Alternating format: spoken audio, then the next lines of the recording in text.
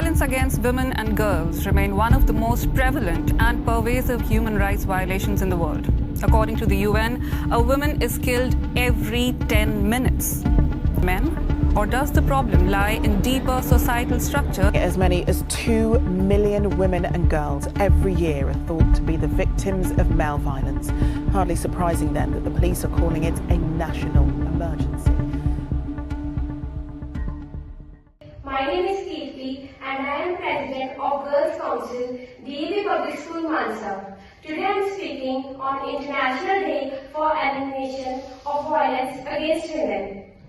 अपने वजूद को जिंदा देखकर वो नन्ही सी परी खुश तो जरूर हुई होगी, एक प्यारे से स्माइल के साथ अपनी माँ को देखती होगी, मगर अनजान थी वो बच्ची इस बात से कि ये सुनहरी दिखने वाली दुनिया आग की तरह भी हो सकती थी, उसे जिंदा जलाने वाली या फिर उसकी जिंदगी में अंधेरा लाने वाली, किसी तेज चाकू के जैसी जो उसके टुकड़े टुकड़े कर सकती थी, या उस तेजाब के जैसी जो दिमाग को झुलस देगा।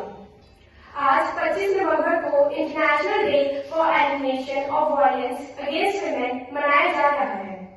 चलिए इसके बारे में कुछ और बातें जानते हैं। यह दिन हर साल 25 नवंबर को मनाया जाता है। इस दिन महिलाओं को उनके अधिकारों के प्रति जागरूक किया जाता है। आज की महिलाएं सामाजिक, सांस्कृतिक, राजनीतिक हर स्तर पर किसी न किसी भेदभाव और कई प्रकार की हिंसा को झेलती हैं। मगर यह भी सच है कि इनके बिना समाज की कल्पना भी नहीं की जा सकती। 25 नवंबर 1960 को राइफल ट्रूजिलो के ऑर्डर पर 3 मिराबल सिस्टर्स की हत्या कर दी गई थी।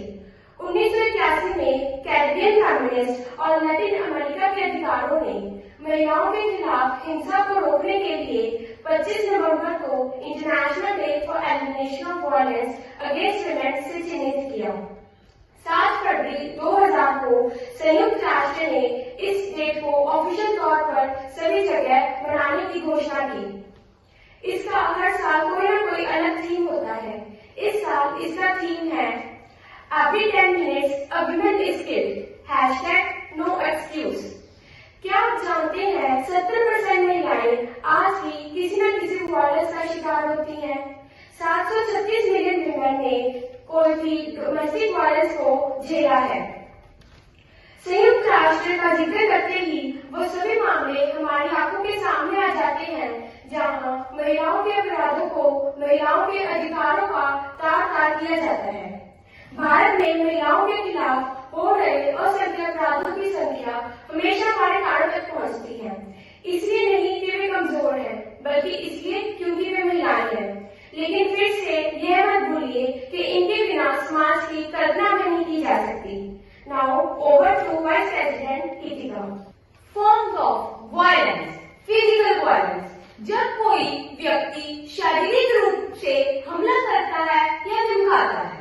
सेकंड, डिजिटल वायलेंस, इसका अर्थ है आगे हैरेसमेंट का रूप। सेक्सुअल वायलेंस, यह यौन सक्रियता को इस प्रकार दर्शाता है जो यौन उत्पीड़न से उत्पन्न होता है। कॉन्सिक्वेंसेस ऑफ डोमेस्टिक वायलेंस, यह वायलेंस औरतों को उनके अधिकार मिलने से रोकता है। महिलाओं का स्वास्थ्य, शिक्षा प्रभावित होने के कारण समाज में उनके अधिकारों का हनन किया जाता है। वे इमोशनल और साइकोलॉजिकल समस्याओं का सामना करती हैं, जैसे चिंता। उसी के कारण उन्हें कभी कभी तो आत्महत्या जैसे जोखिम कदम भी उठाने पड़ते हैं। क्या आप जानते हैं महिलाओं का आज का पोटेंशियल क्या है? महिलाएं आज अपने परिवार की रीढ़ की हड्डी बनी हुई है। आज ये सस्टेनेबल इकोनॉमी बनाने में इनका पूरा योगदान है और यह देश की जीडीपी भी बढ़ाती है। अगर महिलाओं की बात कर ही रहे हैं तो कल्पना चावला की याद भी आज भी जाती है। यह इंडिया की फर्स्ट एस्ट्रोनॉट थी और कई महिलाओं के लिए इसने प्रेरणा का स्रोत भी बनी थी। पहले के समय में महिलाओं को शिक्षा प्राप्ति की अनुमति भी नहीं दी जाती थी, लेकिन इसी शिक्षा के कारण वह अपना नाम पूरे देश में रोशन कर पाई है। In a nutshell, I is my can shout, but that those who are without a voice can be heard. We cannot succeed when half of us are held back. हमें ना समझो दरिया,